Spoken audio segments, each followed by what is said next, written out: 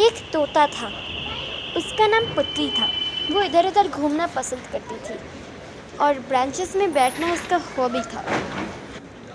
एक दिन वो ऐसे ही बैठा था और उड़ता उड़ता हुआ जस्ट बैठा था कि तभी कुछ ऐसा हुआ।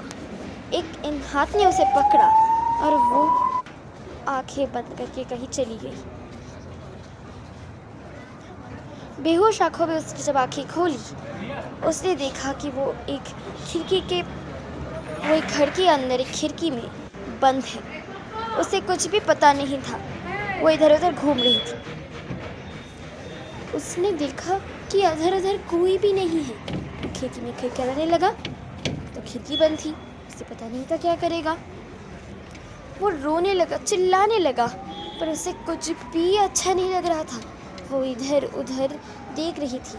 अचानक से वो जोर जोर से क्यों क्यों, अरे ये पंछी इतना चिल्ला क्यों रहा है। चिल्लाने लगा वो फिर से। उसे पालने के बाद वो फिर भी चिल्लाने लगा। थोड़ी सी बैठने के बाद वो थोड़ा शांत हुआ। धीरे धीरे वो शांत होने लगा और उसे अच्छा लगने लगा। मम्मी, ये तोता इतना चिल्ला क्यों रहा है, इतना चुप क्यों है?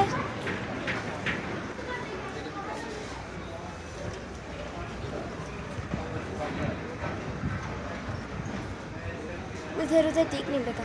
फिर उसे याद आया कि वो एक रेलिंग में बैठी थी। फिर उसे याद आया, वो इधर उधर देखने लगा। वो इधर उधर घूमने भी लगा, पर उसे कुछ भी कहीं नहीं मिल रहा था। उसे फिर वो एक समय बैठा था कि तभी एक आवाज़ आई, अरे कहाँ हो? उसे अपनी माँ की याद आने लगी। अब वो आगे आने लगा। धीरे धीरे आगे आते आते उसे तब याद आया कि वो जब उड़ रही थी वो गिर गई और फिर वो नीचे गिरते उसके पंख में कैसे चोट आ गई और फिर उसे कैसे पकड़ के ले आया गया। उसे समझ में आया कि इतना केयर उसके सेहत के लिए ही था और किसी के लिए नहीं। अरे ये पंखी इतना फ्रेंडली मैनर में नहीं है कि मैं क्या ही बात करूं।